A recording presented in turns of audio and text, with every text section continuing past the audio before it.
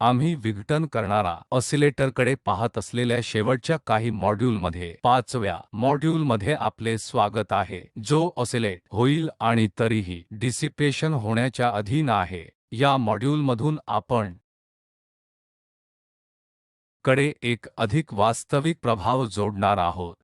जसे तुम्ही पाहिले असेल की जेव्हा मी सिस्टममध्ये डिसिपेशन जोडतो तेव्हा दोलन शेवटी थांबते, परंतु आम्हाला दोलन चालू ठेवायचे आहे. उदाहरणार्थ एका घड्याळात वास्तविक पेंड्युलममध्ये डिसिपेशन होते, परंतु नंतर ही भरपाई ऊर्जेने सतत पुरवठा करून केली जाते. तर सक्तीचे ऑसिलेटर हे अचूकपणे करण्यास सक्षम असण्याचे एक मॉडेल आहे.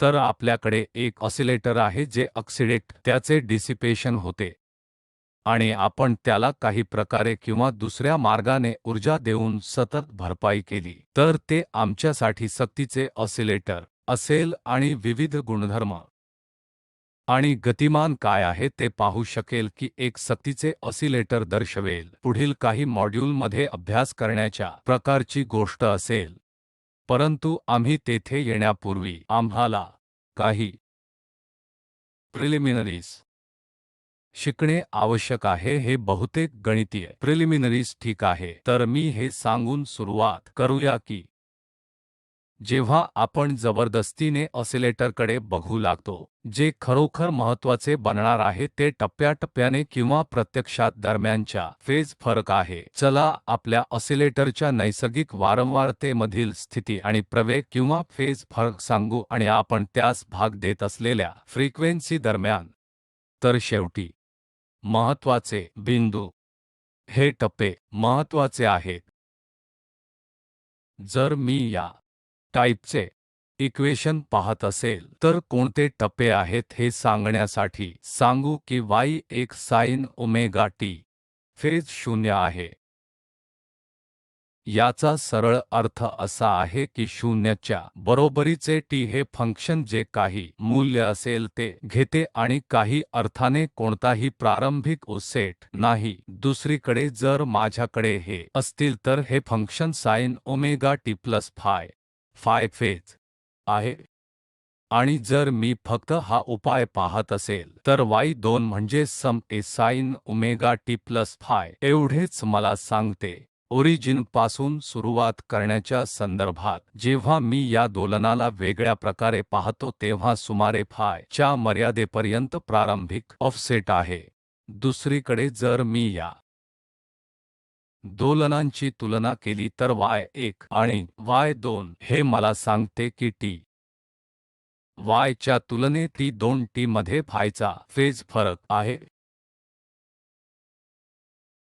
तर फेज फरक महत्त्वपूर्ण होतो, विशेषतः जेव्हा आपल्याकडे दोन दोलन किंवा दोन दोलनांपेक्षा जास्त असतात. मग आपल्याला काळजी करण्याची आवश्यकता आहे ते फेज मध्ये आहेत किंवा ते फेजच्या बाहेर आहेत किंवा ते इतर फेज रिलेशनचे देखभाल करतात. तर मूलत सक्तीच्या ऑसिलेटरमध्ये जे काही येणार आहे त्याची कथा महत्त्वपूर्णपणे यावर अवलंबून आहे. टप्प्यातील फरक विविध प्रमाणात होतो. म्हणून मी तुमच्यासाठी काही गणिताच्या प्राथमिक गोष्टी मांडत आहे. कॉम्प्लेक्स संख्येसह प्रारंभ करूया. मला त्याला r म्हणा जे काही आहे. चला अधिक I ची बेरीज करू b किंवा तुम्ही ते फक्त a b असे लिहू शकता. जर मला हे अर्गेड प्लेन प्लॉट करायचे असेल तर हा माझ्या जटिल संख्येचा खरा भाग आहे r आणि y अक्ष हा कॉम्प्लेक्स संख्येचा काल्पनिक भाग आहे r. तर हा मुद्दा येथे ओळखूया. हे a b आहे तर हे प्रत्यक्षात आणि आहे हे b होईल आणि हे r आहे. तर जर मी ला वेगळे केले तर ते असे दिसेल.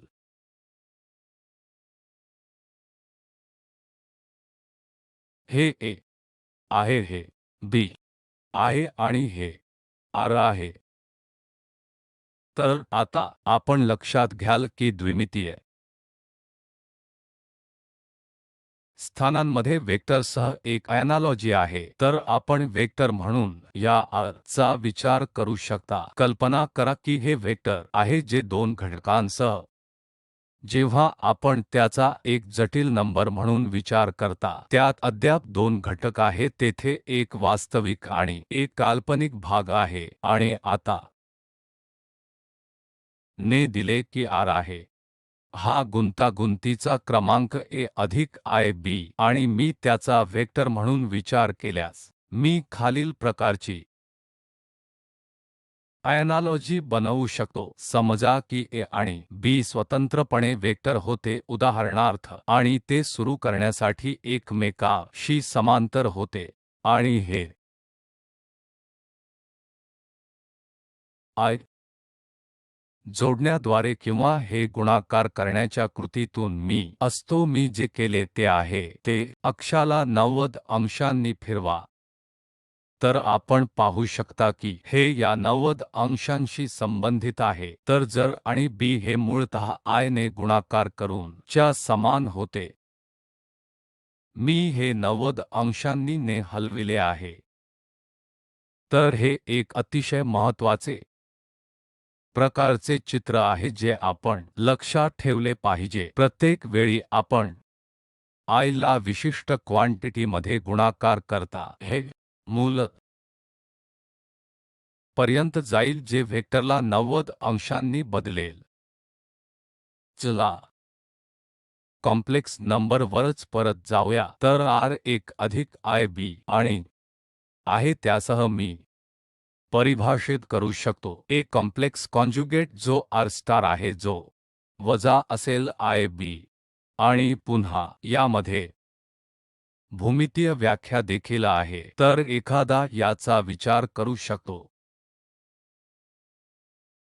तर हे वजा आहे I b हे आहे आणि हे R स्टार आहे. आता R आणि R स्टार मॉड्यूल दिले तर होल स्क्वेअरतील R स्टारने R गुणाकार केलेल्या R च्या समान आहे जे a च्या समान असेल अधिक I b मध्ये a वजा I b आणि आपण स्वत ला करू शकता हे लक्षात ठेवून की I चौरस वजा 1 च्या समान आहे. तर जर तुम्ही ते केले तर तुम्हाला मिळेल 1 चौरस अधिक b चौरस. या मॉड्यूल R च्या दृष्टीने जटिल संख्या दर्शविण्याचा आणखी एक मार्ग आहे जे या व्हेक्टर च्या लांबीसारखे आहे आणि ते येथे बनवते जे मी थीटा म्हणतो. तर त्या प्रकरणात R हे R e power I t h चे मॉड्यूल म्हणून लिहिले जाऊ शकते. ते mod R cos theta plus I sine theta असेल आणि तितकेच R स्टार देखील परिभाषित करू शकतो जो असेल R e ची मॉड्यूलस वजा मी थीटा हे R च्या मॉड्यूलशी सह थीटा वजा I साइन थीटाच्या मॉड्यूलशी संबंधित असेल. आता जर आपण मॅचअप या दोन प्रमाणात उदाहरणार्थ या दोघांमध्ये जुळत असाल ते R हे प्लस I b आहे वर्णनाच्या या रूपात R आणि t च्या मॉड्यूलसच्या दृष्टीने येथे दिले गेले आहे. तर त्या बाबतीत हे अगदी स्पष्ट आहे की मी कॉस थीटा मध्ये R चे मॉड्यूलस हे a म्हणून लिहू शकतो. तुम्हाला फक्त त्यांची जुळणी करायची आहे आणि b R ची मॉड्यूलस आहे R मध्ये साइन थीटा आणि येथून येथे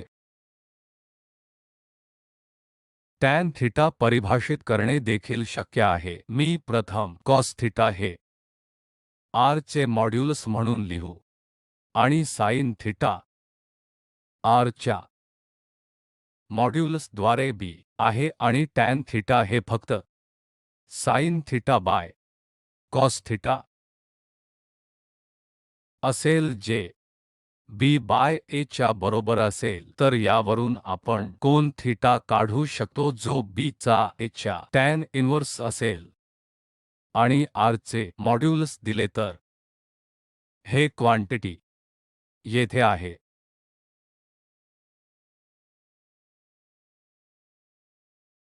कॉस थीटा आणि साइन थीटा पुन्हा लिहिण्यासाठी आपण याचा वापर करू शकतो कारण कॉस थीटाचा स्क्वेअर रूट भागाकार होईल a रूट अधिक b रूट आणि साइन थीटा b ला वर्गाकार अधिक b वर्गाच्या स्क्वेअर रूटने भागले जाईल.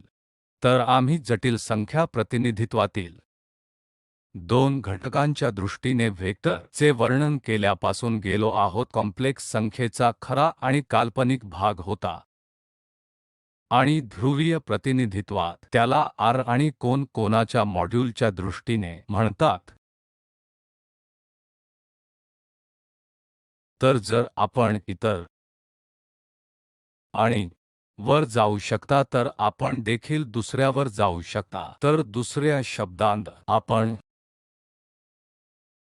a b च्या संदर्भात वर्णनातून जाऊ शकता मॉड r आणि थीटा किंवा तुम्ही इतर मार्गाने देखील जाऊ शकता. तर सर्व परिवर्तन सूत्रे येथे आहेत, परंतु मी तुम्हाला याची आठवण करून देतो की यातील मध्यवर्ती भाग भौमितीय चित्र आपल्याला येथून आवश्यक आहे की जेव्हा आपण एक व्हेक्टरला I ने गुणाकार करता तेव्हा ते 90 अंशांनी फिरण्याइतके असते. हे समजून घेण्यासाठी आपण प्रथम मानक मार्ग पाहूया ज्यामध्ये ओहम लॉ सांगितलेला आहे. तर आपण पाहिले असते की ते V बरोबर IR असे म्हटले आहे. तर V हा व्होल्टेज, I हा करंट आहे आणि R हा रेजिस्टन्स आहे.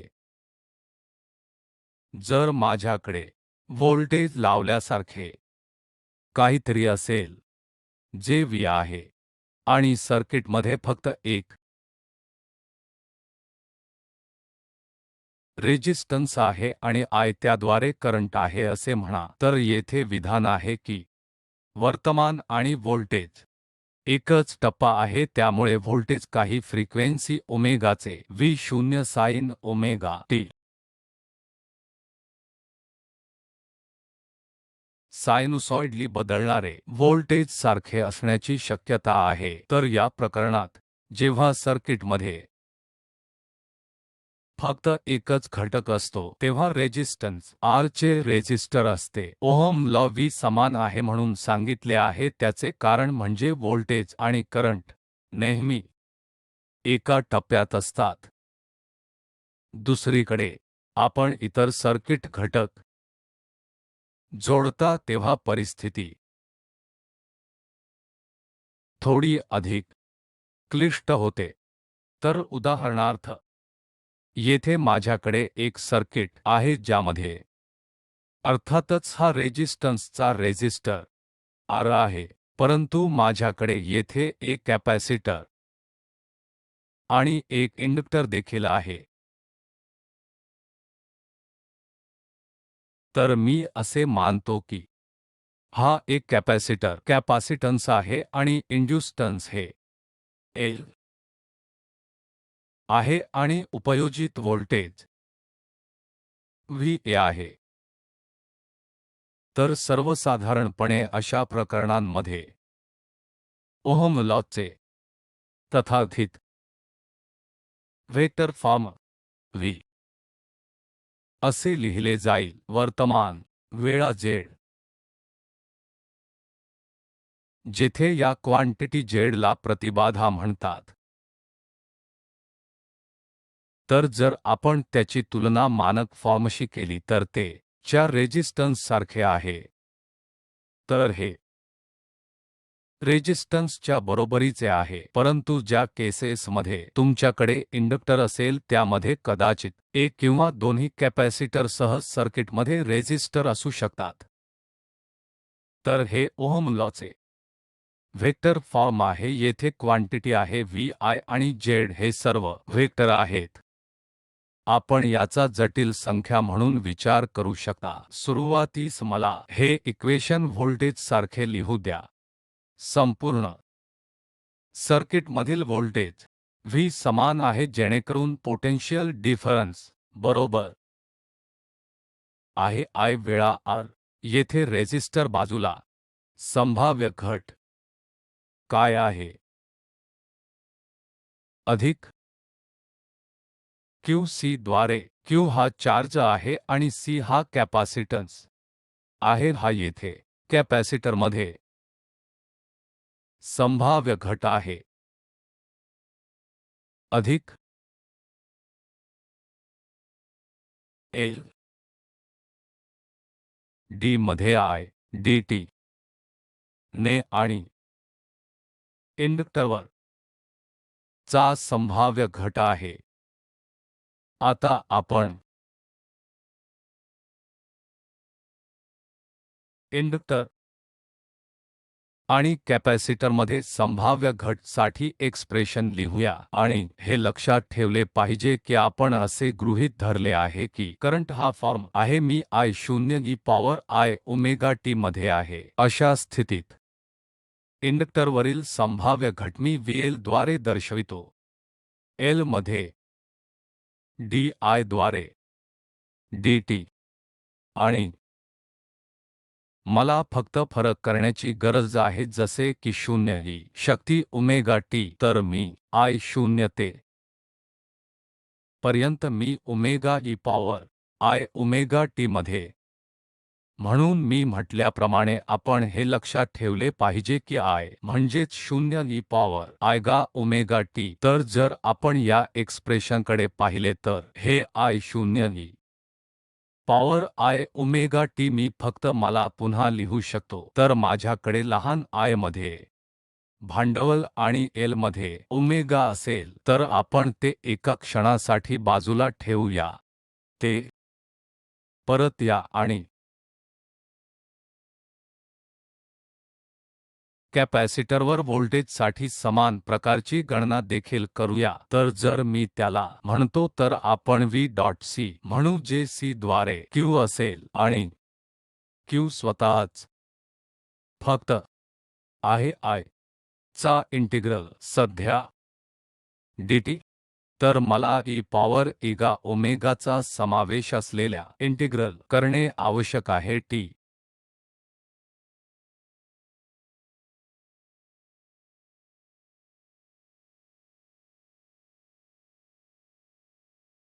तर हे फक्त पर्यंत होईल ओमेगा C ते म्हणजेच 0 मध्ये e power I omega T आणि पुन्हा एकदा हे I 0 e power I omega T सहजपणे आहे I आणि माझ्याकडे ओमेगा C द्वारे I असेल आदर्शपणे मला अशी हवे आहे माझ्याकडे अंशात आहे आणि हे करणे सोपे आहे जे फक्त लहान I ने विभाजित करते तुम्हाला I into capital I square omega C I चौरस वजा 1 च्या समान आहे तर माझ्याकडे वजा I इंटू कॅपिटल I भागिले ओमेगा असतील C। आता आपण एकत्र तीन गोष्टी एकत्र करू आणि त्यांना एकाच ठिकाणी पाहू तर आता माझ्याकडे वर्तमान I आहे जे मी ई पॉवर I 0 म्हणून लिहिले आहे ई पॉवरमध्ये ओमेगा टी आणि मग माझ्याकडे इंडक्टर मध्ये संभाव्य आहेत जे I ते I L ओमेगा कॅपॅसिटरमध्ये क्षमता आहे जे मी वजा आहे मी त्यात ओमेगा C आणि अर्थातच पूर्णतेसाठी करतो मी रेझिस्टर R मध्ये क्षमता देखील लिहू शकतो I R मध्ये होतो। आता जेव्हा आपण ची तुलना करता तेव्हा ही सर्व समीकरणे आपण पाहाल की साठी इंडक्टर वर संभाव्य घट चे प्रकरण आहे ज्यात मल्टिपल्स कॅपिटल I सध्याचे क्वांटिटी आहे म्हणून जेव्हा आपण मध्ये थोड्या वेळापूर्वी म्हटले जाते, जेव्हा आपण गुणाकार करता तेव्हा हे क्वांटिटी लहान I ते कोणत्याही क्वांटिटी ते 90 अंशांनी फिरत असल्यासारखे आहे. तर मूलत जे घडले ते आहे, जर वर्तमान I 0 e power I omega T V J आहे संभाव्यता हे 90 अंशांनी फिरविले आहे किंवा त्याने पाईचा अतिरिक्त टप्पा 2 ने मिळविला आहे. तर आपण असे म्हणू शकता की वर्तमान च्या तुलनेत इंडक्टरमधील क्षमता 2 ने पाईच्या फेज फरकाने पुढे आहे. त्याचप्रमाणे जर आपण वर्तमान आणि ची कॅपॅसिटरवर क्षमताची तुलना केली तर येथे वर्तमान ही संज्ञा आहे वजा I. तर या प्रकरणात इंडक्टरच्या बाबतीत काय होते याच्या उलट आहे. तर या प्रकरणात करंट I च्या तुलनेत कॅपॅसिटरमधील व्होल्टेज 2 बाय पायने मागे आहे. तर आम्ही असे म्हणू की कॅपॅसिटरमध्ये व्होल्टेज सध्याच्या संदर्भात वजा पाईच्या मधील एक फेज फरक कायम ठेवते. दुसरीकडे जर आपण वर्तमान आणि VR ची तुलना केली तर जे रेजिस्टन्सतील व्होल्टेज आहे I न बदललेले आहे, तर रेझिस्टर आणि वर्तमान वरील संभाव्यता टप्प्यात आहेत. आता आपण वेक्टर फॉर्ममध्ये हे सर्व एकत्रित करूया.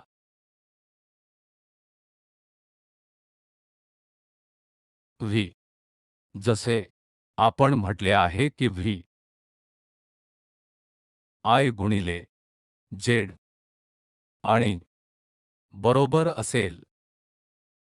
तर आता माझ्याकडे येथे समतुल्य संबंध आहेत आणि आता हे स्पष्ट आहे की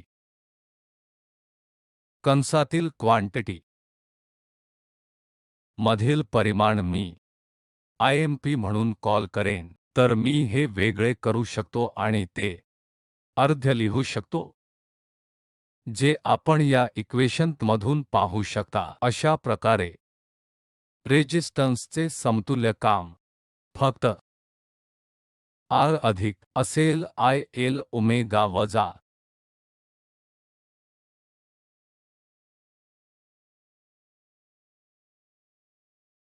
I ओमेगा C द्वारे. आणि आपण पाहू शकता की हे अयोग्य एक जटिल क्वांटिटी आहे. येथे लहान I बसलेला आहे. याचा अर्थ असा की ही एक जटिल संख्या आणि आहे कारण ती एक जटिल संख्या आहे म्हणून ती त्या ध्रुवीय स्वरूपात देखील लिहिली जाऊ शकते. तर मी ते Z च्या मॉड्यूल्सला e पॉवर I फाय असे लिहू शकतो सर्वसाधारणपणे, आणि आम्ही आधी केल्याप्रमाणे आम्ही Z आणि फायचे मॉड्यूलस दोन्ही निश्चित करू शकतो. तर आता Z चे मॉड्यूल R स्क्वेअर अधिक ओमेगा L वजा omega C whole square square रूटचे असतील आणि टॅन फाय ओमेगा L वजा 1 च्या समान असेल. ओमेगा C ने R ने विभाजित केले. यावरून आपण फायचे मूल्य निश्चित करू शकतो. रोचक भाग असा आहे की आम्ही प्राप्त केले किंवा